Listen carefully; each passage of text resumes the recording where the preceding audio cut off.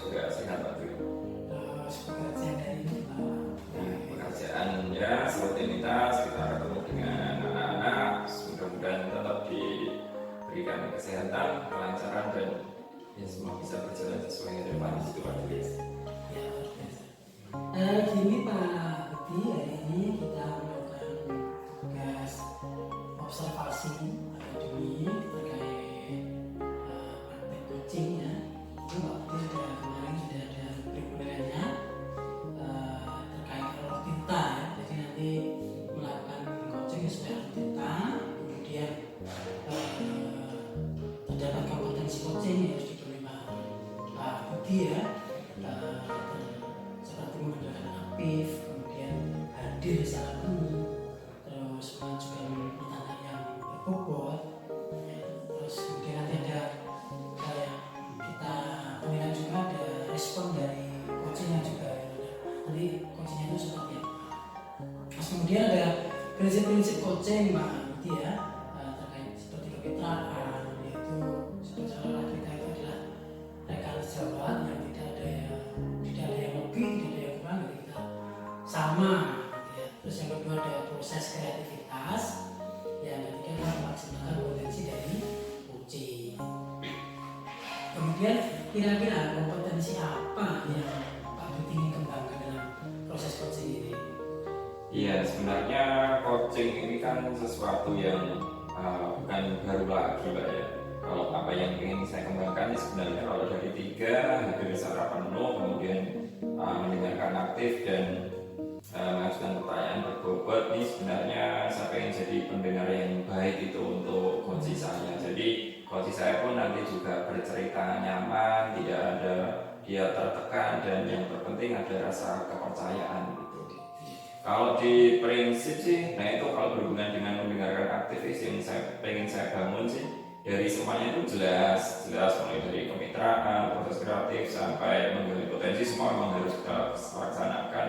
Cuman yang lebih mungkin nanti jadi perhatian itu di kemitraannya. Jadi saya pengen ada rasa percaya dari coach saya ketika saya nanti melakukan coaching kepadanya. Itu Pak Dwi. Jadi kompetensi yang ingin Pak Budi kembangkan itu mendengarkan secara aktif dan meningkatkan kemitraan gitu ya.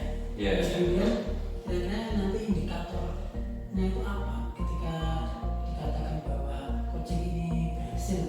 Iya, harapannya nanti setelah coaching yang saya lakukan ini, nanti si coach ini bisa secara sadar, secara sebagaimana yang dia inginkan itu bisa menemukan solusi dari permasalahannya. Itu tanpa harus dia merasa ini adalah sebuah beban, ini adalah sebuah masalah yang berat gitu. Jadi harapan saya ya semoga ini ada solusi untuk masalah atau problem yang sedang dia ini rasakan atau yang sedang dihadapi gitu Pak Dwi. Saya kira Pak Budi ini sudah biasa ya. Ini untuk observasi dari supervisi ini saya kira sudah cukup. Nanti tinggal implementasikan dan pelaksanaan nanti saat coaching gitu ya, untuk bisa lebih dimaksimalkan. Iya. Mohon kerjasamanya Pak Dwi, nanti juga tidak perlu sungkan kalau misalkan ada koreksi, ada yang kurang dari proses coaching, nanti monggo silakan disampaikan saja. Ya, saya kira cukup Pak Budi ya. Nanti Terima kasih. saya sambung lagi di acara pas pelaksanaan. Oke, siap. Saya akhiri, assalamualaikum warahmatullahi wabarakatuh. Waalaikumsalam warahmatullahi wabarakatuh.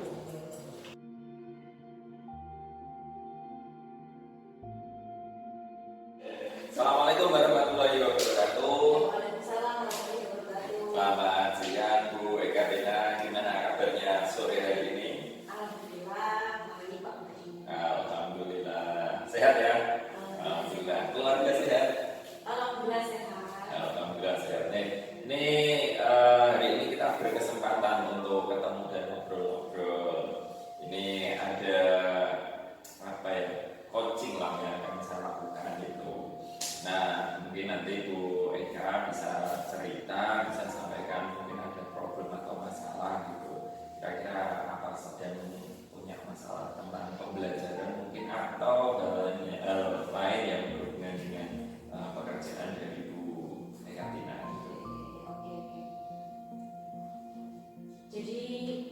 sedang saya hadapi saat ini, Pak Budi, itu saya melihat motivasi anak-anak itu kayak kurang gitu.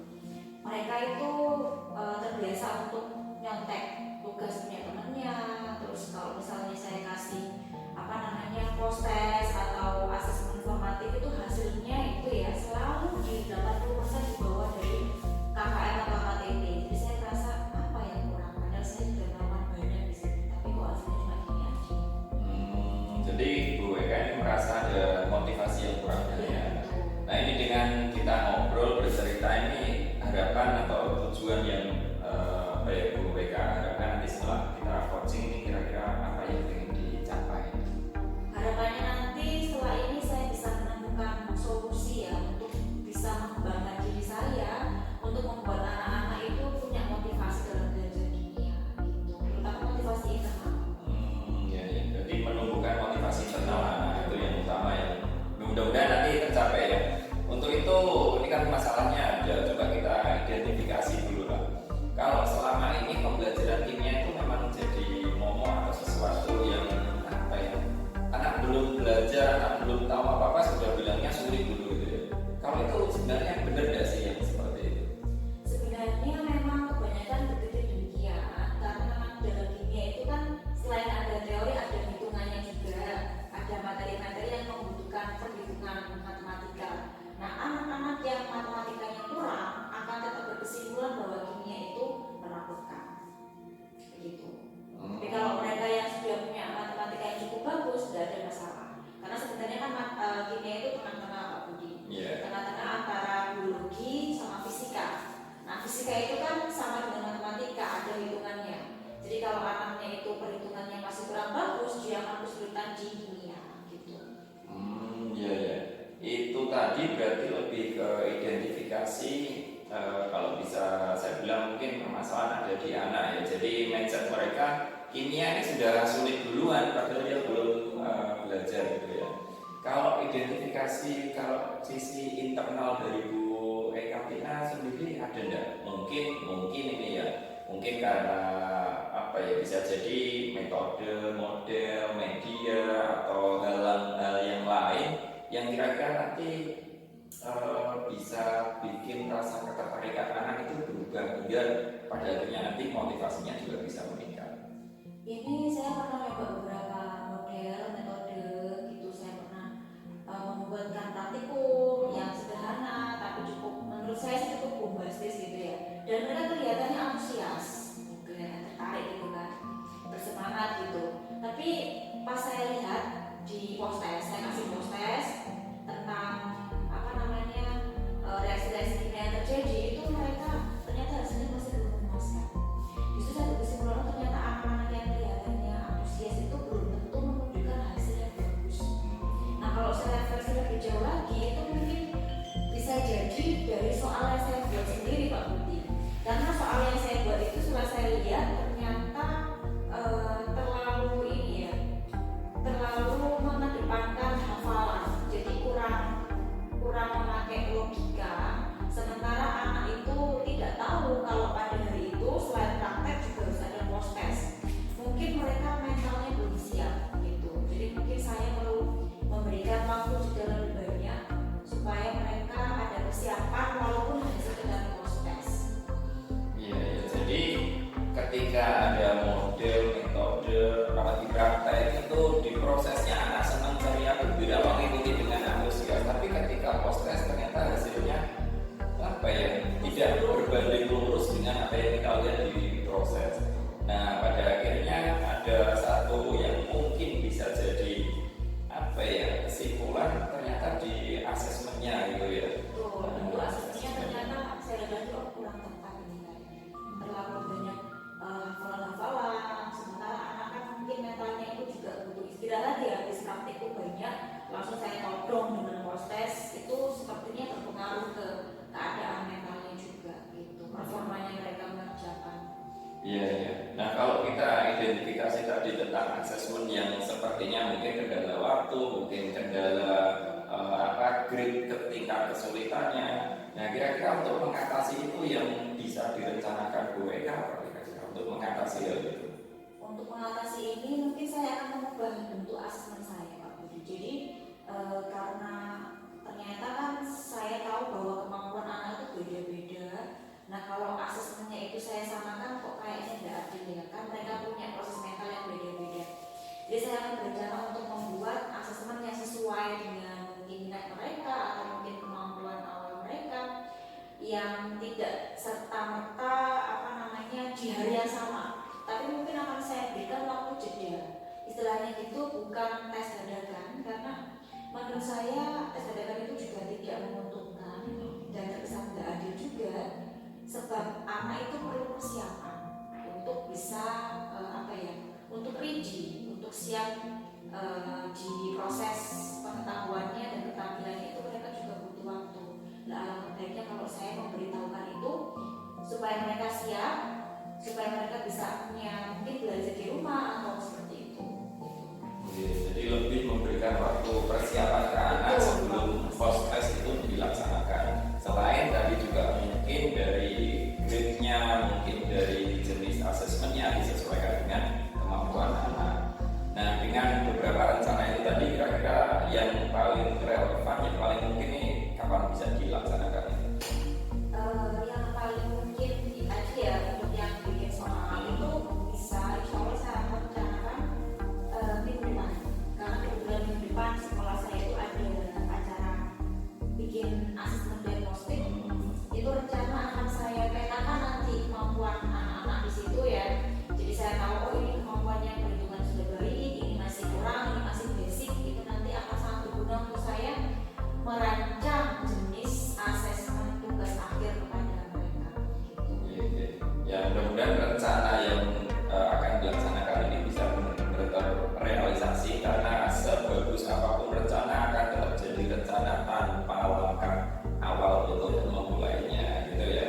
Ini kan intern nih, kira-kira untuk rencana aksi dan realisasi itu ada pihak lain yang nanti mempengaruhi itu atau butuh bantuan atau mungkin ada pihak lain yang terkait dengan rencana yang akan dilaksanakan Bu Eka? Saya sih pengennya ada bantuan dari teman sejawat untuk observasi pembelajaran saya, karena kalau saya sendiri yang refleksi takutnya cermin kan kadang kita lihat kita udah cantik nih, tapi kan orang lain mungkin bisa melihat sisi lain, kita bisa lihat point of view atau sudut pandang dari teman lain.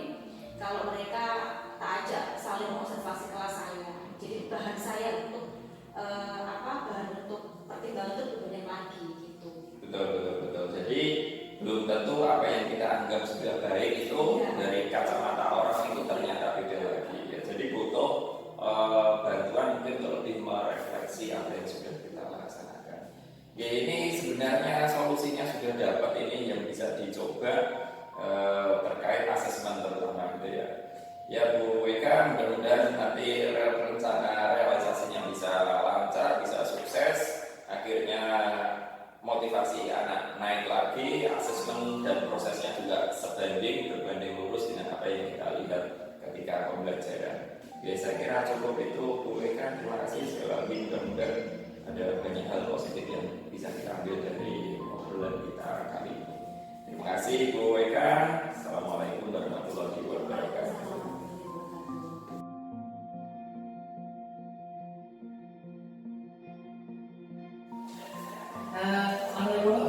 Waalaikumsalam Pak Dwi. Bagaimana tadi kabarnya atau perasaannya terkait proses melakukan coaching? Iya, alhamdulillah coachingnya berjalan dengan lancar dan saya juga cukup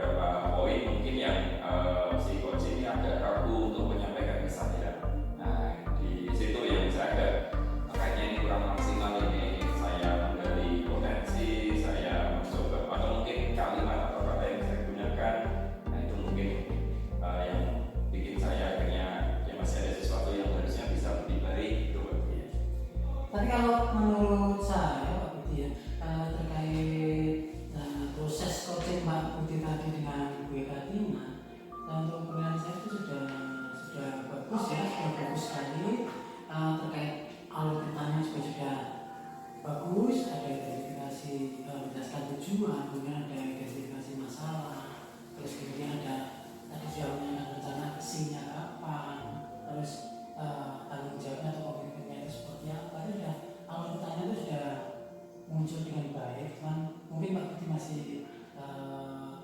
istilahnya masih merasa kurang supaya Bu Katina itu bercerita dengan tenang, dengan semaksimal mungkin gitu ya Pak Budi ya. Terus kemudian ini terkait observasi ini, terkait coachingnya Pak Budi ini, saya pikir sudah bagus. Terus kemudian ada kira-kira rencana tindak lanjut dari Pak Budi itu nanti seperti apa nih? Iya, kalau berkaca dari coaching yang tadi saya laksanakan sih, yang pengen saya tingkatkan lagi kalau ada kesempatan coaching ya bagaimana kita membangun kemitraan, bagaimana kita menumbuhkan rasa nyaman, percaya bahwa si coach ini pada akhirnya bisa bercerita sebagaimana yang dia rasakan gitu, tanpa merasa dia beban, tanpa merasa dia ada kekhawatiran apa yang dia ceritakan ini akan justru jadi bumerang bagi dia. Jadi itu mungkin akan saya perbaiki dengan pendekatan yang lebih lagi, mungkin tidak langsung point of problemnya, tidak langsung ke situ, mungkin dengan pembukaan atau percakapan awal yang bisa menumbuhkan suasana yang lebih nyaman bagi si coach. Terus terakhir nih Pak Budi, terkait perasaan Pak Budi setelah proses coaching ini seperti apa? Iya, kalau apa yang saya rasakan setelah ini, saya jujur senang pada akhirnya bisa membantu coach untuk menemukan solusi atas masalahnya yang sebenarnya coach sendiri itu sudah tahu apa yang harus dilakukan, tapi memang butuh untuk dikuatkan lagi, butuh support yang lebih lagi supaya apa yang nanti direncanakan itu memang benar-benar bisa terrealisasi dan memberikan dampak yang baik untuk si coach itu sendiri.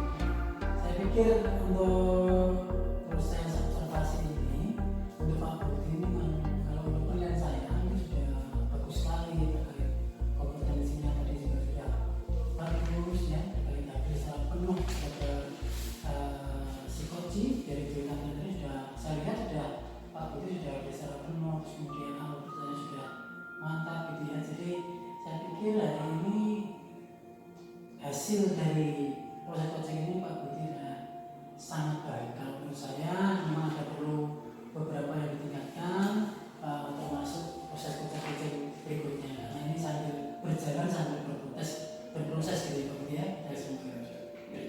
Saya kira cukup untuk hari ini Pak Budi ya. Iya, terima kasih Pak Dwi sudah membersamai saya dari perencanaan, kemudian melakukan observasi sampai pada akhirnya memberikan refleksi, menyampaikan hasil pengamatan yang